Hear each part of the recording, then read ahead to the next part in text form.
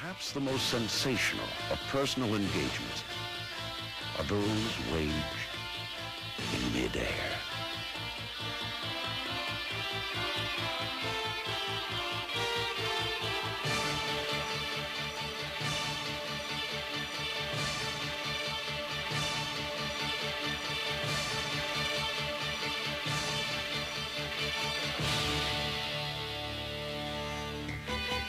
Mike come down and he said,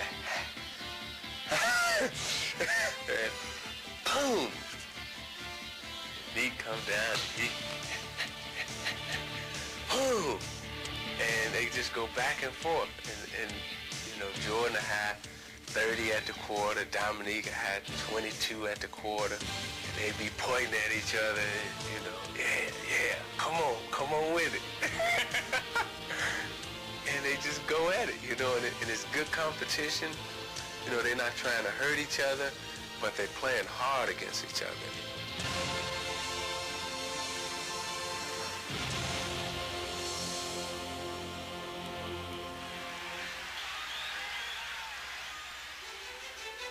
But the competitive fires never burn brighter than when elimination hinges on every play.